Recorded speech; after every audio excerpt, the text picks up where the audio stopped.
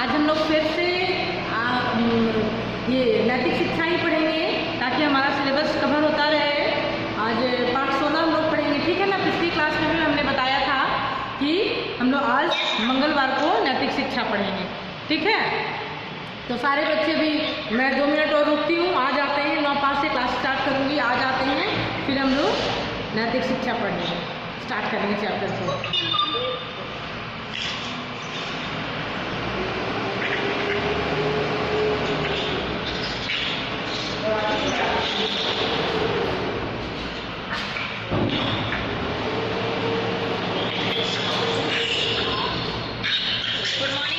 Good morning, good morning, morning, morning.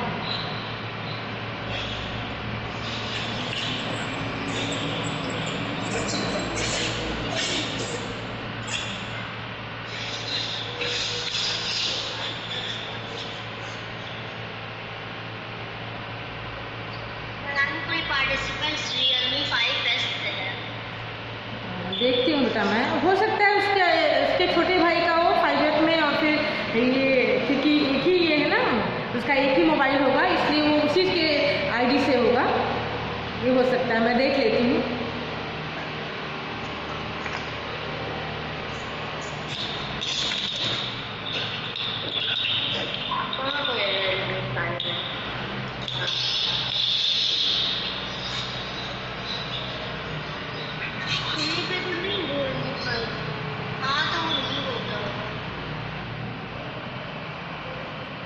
उसका छोटा भाई होगा, उसका आईडी डाला गया होगा, जिससे वो 5F, क्योंकि वो 5F सेक्शन में होगा।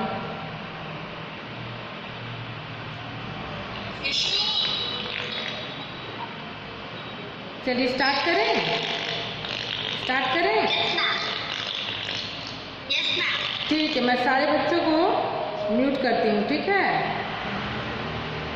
Okay ma'am.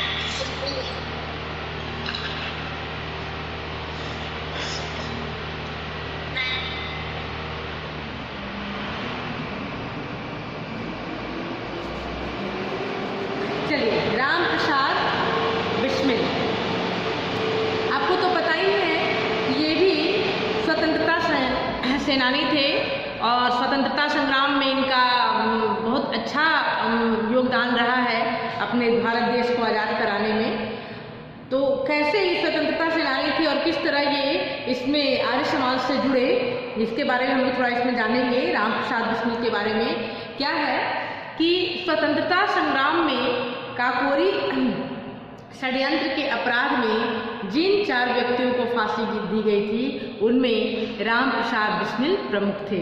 स्वतंत्रता संग्राम, जब ये संग्राम शुरू हुआ था, यानी कि देश को आज़ादी दिलाने के लिए जितने लोग इस में कूद पड़े थे, जितने भी स्वतंत्रता सेनानी थे, क्रांतिकारी थे, उन लोगों ने जितने लोगों ने इसमें अपना योगदान दिया, और ये लोग क्रांतिकारी थे। अर्थात जब स्वतंत्रता संग्राम शुरू हुआ तो 2 गुटों में बट गया था, हिंसावादी और अहिंसावादी। तो अहिंसावादी जितने समर्थक थे वो गांधी जी के साथ थे, मतलब कि उनको बिना मारपीट किए, बिना खून खराबा किए अपने देश को आज़ादी दिलवानी थी। और कुछ लोग ऐसे थे जो कि साम दाम दंड भेद सब कुछ अपनाकर अपने देश को आज़ादी दिलवानी थी। अर्थात कि वो हिंसात्मक थे, अगर ज़रूरत पड़ी तो वो गोली भी चला सकते थे। कुछ लोग ऐसे भी थे। तो ये राम प्रसाद बिस्मिल जो थे, ये काकोरी कांड में इनका विशेष, इनको फांसी दी गई। ये क्रांतिकारी थे और इन्होंने खजाना लूटा, और उसमें इनको 4 लोग जो पकड़े गए काकोरी षड्यंत्र में, उन 4 लोगों में राम प्रसाद बिस्मिल भी प्रमुख थे। इन्होंने काकोरी में रेल से सरकारी खजाना लूटने का प्रयत्न किया। देखिए, अभी तो सिलेबस हमारा चेंज हो गया है, लेकिन कुछ 2-3 साल पहले हम लोग स्टैंडर्ड 5 में कहानी पढ़ाते थे बच्चों को, उसमें ये काकोरी कांड अच्छे से दिया हुआ था। तो उस काकोरी कांड में क्या है कि सरकारी खजाना रेल से एक स्थान से दूसरे स्थान जा रहा था, और इन लोगों ने बम का प्रयोग करके रेलवे जो ट्रैक था उस पर बम डालकर और ट्रेन को रुकवाकर और उस ट्रेन से पूरी तरह से खजाना लूट लिया था, और ये लोग पकड़े गए थे। तो खजाना लूटने का इन्होंने प्रयत्न किया था। राम प्रसाद के पिता श्री मुरलीधर अपने बच्चों पर कड़ी निगरानी रखते थे।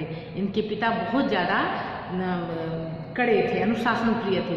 एक बार राम प्रसाद कहीं खेलने चले गए तो उन्हें इतना पीटा कि वे कई दिन तक उठ ना सके। सोच लीजिए, पहले आजकल के बच्चे क्या है, मतलब सच कहिए तो माँ बाप को ही आजकल वो अपने मुंह में ये कर लेते कि नहीं पापा हमको ऐसे करना है, हम ये करेंगे वो करेंगे, इतना बोलते हैं कि वो अब माँ बाप भी मानने के लिए तैयार हो जाते हैं। लेकिन पहले ऐसा नहीं था। पहले क्या था कि अगर बच्चे बात नहीं मान रहे हैं तो उनको मार पीट कर भी पूरी तरह से अपने बस में माता पिता करके रखते थे। अनुशासन उनको सिखाया जाता था। आज भी अनुशासन है, लेकिन पहले और आज के समय में काफ़ी अंतर हो चुका है। पहले मार पीट कर बताया जाता था, आजकल हम लोग बच्चों को मारते कम है, प्यार से कोशिश करते हैं ज़्यादा समझाएं। तो इनके साथ भी ऐसा ही था कि राम प्रसाद कहीं खेलने चले गए तो इन्हें इतना पीटा कि वे कई दिन तक उठ न सके। और आज की डेट में बच्चे तो खेलने जाते ही नहीं है। क्यों? क्योंकि सबके पास घर में मोबाइल फ़ोन आ चुका है, जिसमें कि अपना पूरी तरह से अपना समय व्यतीत कर देते हैं, फेसबुक चेक करके, व्हाट्सएप चेक करके, गेम्स तरह तरह के गेम्स खेल के, इवन कि अगर कुछ नहीं है तो टीवी ही देख लिया। लेकिन इन लोगों के समय में ऐसी कोई बात नहीं थी, ना ही टीवी था, ना ही ये लोग खेलने में अपना समय बिताते, जो कि ज़्यादा सही होता था। तो राम प्रसाद भी कहीं खेलने चले गए, लेकिन उनको इतना पिटा गया कि वो उठ ना सके। उनके पिताजी को इतना पसंद नहीं था ज़्यादा खेलना कूदना, वो अनुशासन प्रिय ज़्यादा थे, तो उनको उन्होंने पिताजी ने इतना पीटा कि वो उठ ना सके। शायद यहीं से उनके दिल में बगावत के भाव उत्पन्न हो गए, अर्थात उनको गुस्सा आ गया। अब उनको लगा कि नहीं, मैं अब इनकी बात को बर्दाश्त नहीं करूँगा, ऐसा उन्हें लगा। उन्होंने स्वयं लिखा है। अब देखिए, जब बड़े हुए तो उनको लगा, वो समझ गए कि उन्होंने थोड़ी गलती की थी। उन्होंने स्वयं लिखा है, इस प्रकार खूब पीटता था पर उदंडता अवश्य करता था। मार खाते थे लेकिन उदंड भी नहीं थे। वो भी सोच चुके थे कि मुझे सुधरना नहीं है, तो उदंडता भी वो अवश्य करते थे।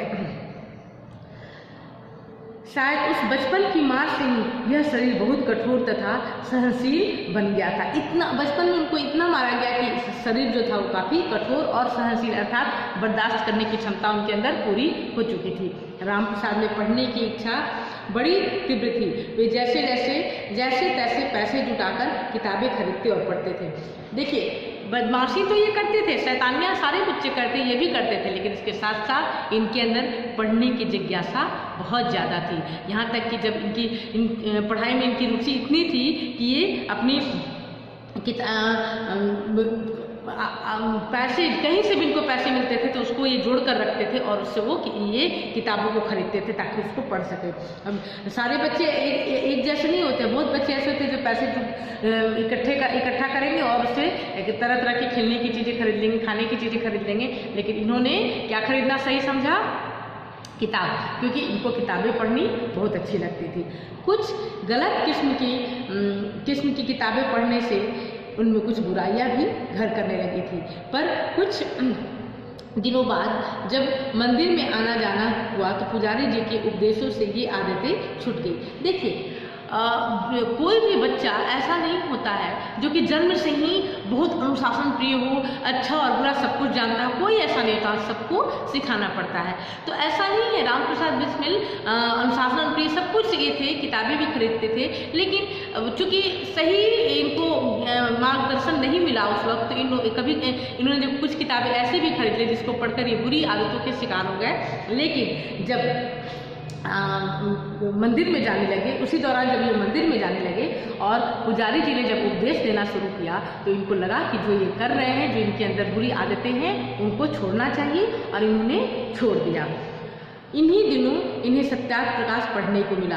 इसे पढ़कर इनके जीवन का नया अध्याय शुरू हो गया। अब देखिए, सत्यार्थ प्रकाश किताब उसी समय इनको पढ़ने के लिए मिला। जब इनको पढ़ने की चूँकि बहुत ज़्यादा लालसा थी, जिज्ञासा थी, तो इन्होंने सत्यार्थ प्रकाश जब एक किताब खरीदी, अचानक इनको वो किताब देखकर इन्होंने उस किताब को खरीद ली, इसको सत्यार्थ प्रकाश को। और जब इन्होंने पढ़ा तो इनके जीवन का एक नया अध्याय शुरू हो गया। उस किताब को पढ़ के क्या उन्होंने स्वयं लिखा है कि इस ग्रंथ में उनके जीवन का स्वर्णिम पृष्ठ खुल गया।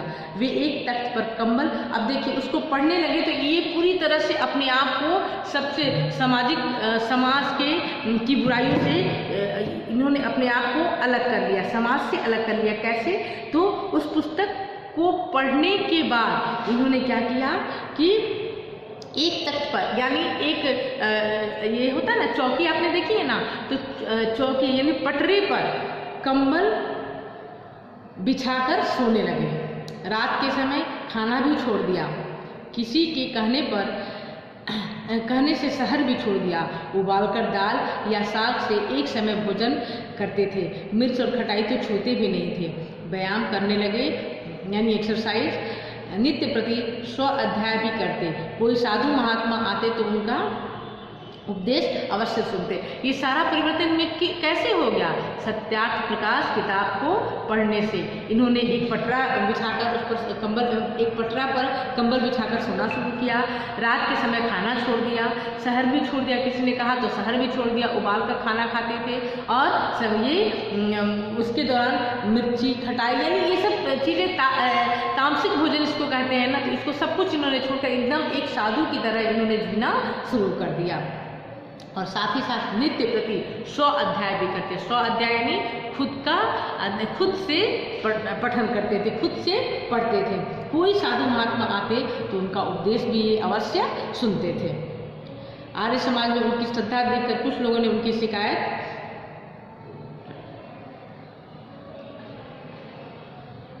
यहाँ तक क्लियर है? यहाँ तक क्लियर है सबको? ध्यान से सुनिएगा, पहले सुन लेंगे, फिर बाद में जब मैं प्रश्नोत्तर करूंगी तो फिर आप इससे ये कर लेंगे। मैं चाहूँ तो आपको अनम्यूट भी करके छोड़ सकती हूँ, लेकिन बीच बीच में आपको बोलना शुरू करेंगे तो फिर डिस्टर्ब होगा क्लास, इसलिए मैंने म्यूट कर दिया है आपको। तो म्यूट ही कर रखो ना, म्यूट रखती हूँ।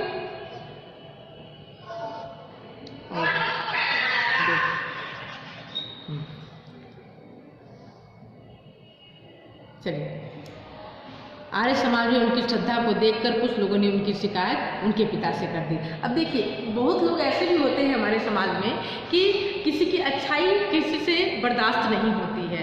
तो कुछ लोगों ने देखा कि इस बच्चे का समय आर्य समाज में, मतलब इसकी श्रद्धा आर्य समाज में ज़्यादा हो गई, तो उसकी श्रद्धा को देखकर कुछ लोगों को बर्दाश्त नहीं हुई और उनकी शिकायत किससे कर दी? उनके पिता से। पिताजी ने जिद पकड़ ली कि या तो ये आर्य समाज छोड़ दे या घर छोड़ दे। अब पिताजी ने कहा कि ठीक है, अगर तुम्हें आर्य समाजी बनना है, आर्य समाज में तुम्हें जाना है, तो या तो तुम आर्य समाजी बन जाओ या तो मेरे घर को छोड़ दो। राम प्रसाद ने क्या किया? राम प्रसाद टस से मस नहीं हुए, टस से मस नहीं हुए, केवल एक कमीज और धोती पहनकर घर से निकलने को तैयार हो गए। देखिए, उनकी भी जिद थी कि वो आर्य समाज में ही को ही अपनाएंगे, और उन्होंने एक कमीज और एक धोती को पहनकर बाहर निकलना, घर छोड़ना स्वीकार कर लिया और पिता के पैर छूकर घर से निकल पड़े। जंगल में पेड़ पर बैठकर रात बिताई। अब वो तो घर से निकल चुके थे, अब अचानक उनको कोई घर तो मिलता नहीं, कहाँ जाते, तो चलते चलते जंगल में पहुंच गए और वहाँ पेड़ पर बैठकर पूरी रात बिता दी। भूख लगने पर खेतों से हरे चने तोड़कर खाए, नदी में स्नान और जलपान किया। दूसरे दिन भी आर्य समाज गए और स्वामी अखिलानंद का व्याख्यान सुना। अब देखिए, भूख लगी तो फल तोड़कर खा लिया, नदी से पानी पी लिया, और दूसरे दिन ये कहाँ चले गए?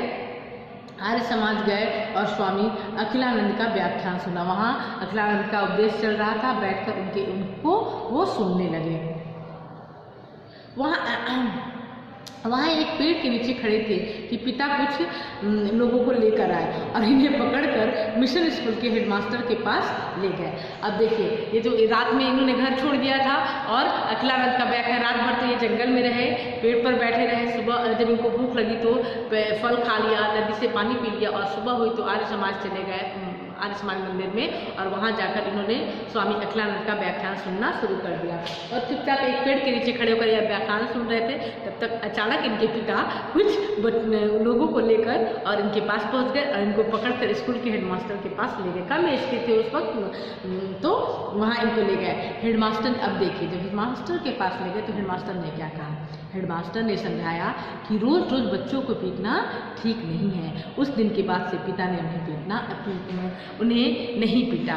देखिए, माँ बाप के सामने बच्चे लाख बड़े हो जाए लेकिन वो बच्चे ही होते हैं। तो अगर माँ बाप को लगता है कि ये बच्चा गलत कर रहा है तो वो मारते भी हैं, लेकिन हेडमास्टर ने क्या कहा कि बच्चे जब बड़े हो जाए तो रोज़ रोज़ बच्चे को पीटना नहीं चाहिए, और उस दिन से पिताजी ने उन्हें पीटना छोड़ दिया। राम प्रसाद आर्य समाज में जाते रहे। उन्होंने साधुओं और विद्वानों की भरसक सेवा की। अब पिताजी ने डांटना पीटना सब छोड़ दिया था, तो ये अब फ्री हो गए। अब ये आर्य समाज में जाते रहे और पूरी तरह से साधु सन्यासी में लग गए और पूरी तरह से उनकी सेवा की। आर्य कुमार सभा की स्थापना हुई। उसकी ओर से शहर में व्याख्यान किए जाने लगे। वे व्याख्यान देशभक्ति और कर्तव्य परायणता से भरपूर होते थे। और आर्य समाज के जितने भी व्याख्यान थे, जगह जगह लेक्चर दिए जाते थे, उपदेश दिए जाते थे, और ये व्याख्यान क्या थे? देशभक्ति से परिपूर्ण थे। मतलब उसमें देशभक्ति की परायणता पूरी तरह से भरी हुई थी। उन्हें उचित स्थान न मिलने के कारण आर्य कुमार सभा मैदानों में ही चलती रही। अब देखिए, चूंकि आर्य समाज की सभा चलानी थी, हर जगह कोई स्थान नहीं देता था, तो आर्य समाज की जो सभा थी वो मैदानों में खुले जगह पर चलती थी। इन्हीं दिनों राम प्रसाद का संपर्क ऐसे व्यक्ति से हुआ जो देश को आज़ाद कराने की सोचते थे, और लोकमान्य तिलक के शाहजहाँपुर में विचार सुनकर वे आज़ादी के संघर्ष में कूद पड़े। अब देखिए, मतलब आज़ाद कराने की एक ऐसे व्यक्ति से इनका संपर्क हुआ जो देश को आज़ाद कराने की सोच रहे थे। लोग और क्या थे? लोकमान्य तिलक के शाहजहाँपुर में विचार सुनकर वे आज़ादी के संघर्ष में कूद पड़े। और वो कौन थे? लोकमान्य तिलक। उनके विचारों को सुनकर, कहाँ? शाहजहाँपुर में वे अपने विचार दे रहे थे, अपने देश को आज़ाद कराने की बात कर रहे थे, तो उनके विचारों को सुनकर वो पूरी तरह से आज़ादी के संघर्ष में कूद पड़े। उन्होंने अमेरिका को स्वाधीनता कैसे मिली पुस्तक लिखकर देशवासियों के खून को गर्म करना चाहा। उन्होंने एक पुस्तक लिखी, और क्या कि अमेरिका को स्वाधीनता यानी अमेरिका कैसे आज़ाद हुआ, ऐसी पुस्तक लिखी और पूरे देशवासियों को के खून को गर्म करने की कोशिश की। अर्थात ये लोग भी, पूरे भारत देश के वासी इसको पढ़े और अपने देश को आज़ाद कराए। बोल सेविकों की करतूत, मन की लहर, कैथराइन, स्वदेशी रंग, यौगिक साधना आदि पुस्तकें भी उन्होंने लिखी थी, वह अनुवाद किया। काकोरी रेल डकैती में उन्होंने अभूतपूर्व योगदान किया था। इसी केस में वे पकड़े गए और 14 दिसंबर 1927 को उन्हें गोरखपुर जेल में फांसी की सजा दी गई। देखिए, चूँकि ये स्वतंत्रता संग्राम में कूद पड़े थे, तो बहुत ज़्यादा इनका योगदान रहा, और काकोरी रेल डकैती में इन्होंने अभूतपूर्व योगदान दिया, और इसी केस में ये पकड़ लिए गए, अंग्रेजों द्वारा ये पकड़ लिए गए, और 14 दिसंबर 1927 को इन्हें गोरखपुर जेल में फांसी की सजा दी गई।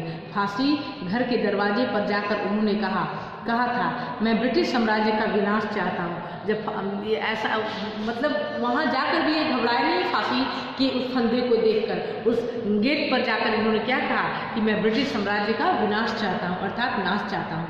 इसके बाद तख्ते पर खड़े होकर प्रार्थना के बाद ओम विश्वानि देव सर्वदुरितानि पराशु यद्र भद्रम तन्नो आशु आदि प्रार्थना मंत्रों का पाठ करके वे फंदे से झुक गए। अब देखिए, इस प्रार्थना मंत्र का पाठ क्यों किया? क्योंकि ये आर्य समाजी हो चुके थे और ये आर्य समाज का मंत्र है। ठीक है, प्रार्थना मंत्र है, इसलिए इन्होंने ओम विश्वानि देवा का पाठ किया।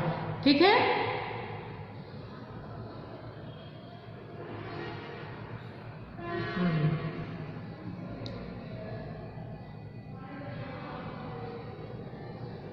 एक मिनट में आप लोग को अनम्यूट करूँ ज़रा।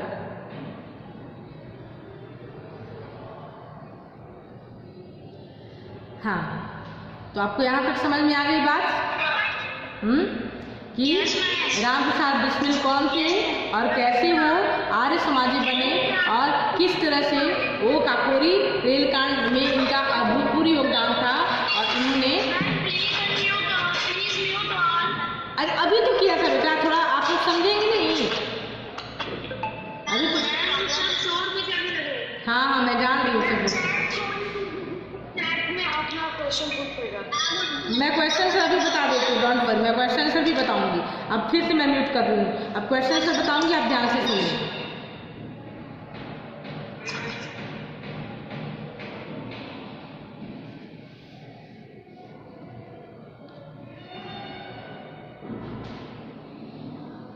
देखिए पहला प्रश्न क्या है कि राम प्रसाद का शरीर सहनशील कैसे बन गया था। तो बचपन में इनके आप लिखेंगे कि बचपन में पिता के कठोर अनुशासन में, आपको किताब से ही लिखवा देती हूँ।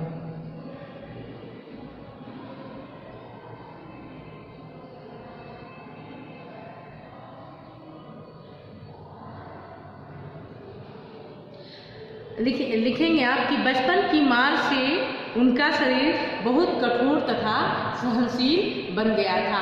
इनके पिता के अनुशासन प्रिय होने के कारण, आप लिखेंगे कि इनके पिता के अनुशासन प्रिय होने के कारण, या सीधे आप सर्वनाम से नहीं शुरू करेंगे, संज्ञा से शुरू कीजिए कि राम प्रसाद बिस्मिल के पिता के अनुशासन प्रिय होने के कारण बचपन की मार से इनका शरीर बहुत कठोर तथा सहनशील बन गया था।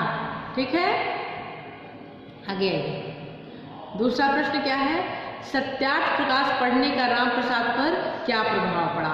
तो जब इन्होंने सत्यार्थ प्रकाश पुस्तक पढ़ी तो क्या हुआ कि इन्होंने खुद लिखा, क्या प्रभाव पड़ा कि वे एक तख्त पर कंबल बिछाकर सोने लगे, रात के समय खाना भी छोड़ दिया, किसी के कहने पर शहर भी छोड़ दिया, उबाल कर दाल या साग से एक समय भोजन करते थे। ठीक है, मिर्च और खटाई तो छूते भी नहीं थे, साथ ही व्यायाम करने लगे और नित्य प्रति 100 अध्याय भी करते थे। इसका उत्तर आप पेज नंबर 65 में 65 जो पेज नंबर 65 में सबसे ऊपर की पंक्ति में सबसे पहला लाइन जो है इसमें लास्ट में देखिए, इस ग्रंथ में, तो आप लिखेंगे सत्यार्थ प्रकाश के ग्रंथ में इनके जीवन, ग्रंथ से, सत्यार्थ प्रकाश के ग्रंथ से इनके जीवन का स्वर्णिम पृष्ठ खुल गया। ठीक है, वे एक तख्त पर कंबल बिछाकर सोने लगे, रात के समय खाना भी छोड़ दिया, किसी के कहने पर शहर भी छोड़ दिया, उबाल कर दाल या साग से एक समय भोजन करते, मिर्च और खटाई तो छूते भी नहीं थे, साथ ही साथ व्यायाम करने लगे। यहाँ तक आप लिखेंगे इसका उत्तर। तीसरा प्रश्न क्या है, आर्य कुमार सभा की बैठकें मैदानों में क्यों लगी। समय जगह के अभाव के कारण आप इसमें लिखिएगा कि पेज नंबर 65 में ही है कि पेज नंबर 65 नीचे सेकंड लास्ट पैराग्राफ जो है उसमें लास्ट लाइन देखिए कि उचित स्थान न मिलने के कारण आर्य कुमार सभा मैदानों में ही चलती रही। उचित स्थान न मिलने के कारण आर्य कुमार सभा मैदानों में ही चलती रही। मैदानों में क्यों चलती रही, क्योंकि स्थान की कमी थी, तो उचित स्थान न मिलने के कारण आर्य कुमार सभा मैदानों में ही चलती रही। ठीक है, अब आइए 4 में, राम प्रसाद को किस अपराध पर फांसी हुई। तो काकोरी, लास्ट पैराग्राफ देखिए आप, पेज नंबर जो आपका 66 है उसमें लास्ट पैराग्राफ देखिए, काकोरी रेल डकैती में उन्होंने अभूतपूर्व योगदान किया था। इसी केस में वे पकड़े गए और 14 दिसंबर 1927 को उन्हें गोरखपुर जेल में फांसी की सजा दी गई। ठीक है, फिर से देख लीजिए, काकोरी रेल डकैती में उन्होंने यानी राम प्रसाद बिस्मिल ने अभूतपूर्व योगदान किया था। इसी केस में वे पकड़े गए और 14 दिसंबर 1927 को उन्हें गोरखपुर जेल में फांसी की सजा दी गई। Page number 66 last paragraph first line. अब आइए प्रश्न संख्या 5 पर, फांसी पर पहुंचकर राम प्रसाद बिस्मिल ने क्या कहा। उन्होंने क्या कहा, फांसी पर पहुंचकर उन्होंने कहा, मैं ब्रिटिश साम्राज्य का विनाश चाहता हूँ। आप लिखेंगे कि फांसी पर पहुंचकर राम प्रसाद बिस्मिल ने कहा कि मैं ब्रिटिश साम्राज्य का विनाश चाहता हूँ। ठीक है, आगे बात समझ में यहाँ तक? प्रश्नोत्तर मैंने पेज नंबर के साथ बताया है। आप खुद से जब इस चैप्टर को पढ़ेंगे तो आपको उसका सारे का आंसर उसमें लिखा हुआ है, आपको मिल जाएगा।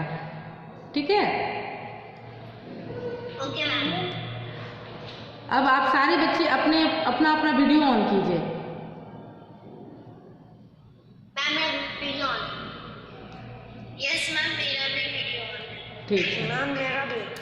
अब मैं 1 बाय 1, हाँ मैंने वीडियो ऑन कर दी। ओके, तो मैं जिसको बोलूँगी, अब थोड़ा सा कुछ बच्चे ऐसे हैं जो ठीक से पढ़ नहीं पा रहे हैं, तो मैं जिसको बोलूँगी वो थोड़ा पढ़ेंगे और मैं ये देखना चाहती हूँ कि किन बच्चों के पास बुक है और किन के पास नहीं है। ठीक है? तो जब मैं पढ़ने के लिए बोलूँगी तो आप जब पढ़ाई शुरू करेंगे तो समझ में आ जाएगी बात की बुक है कि नहीं आपके पास। ओके, स्टार्ट करें? Yes ma'am. Okay. Yes ma'am.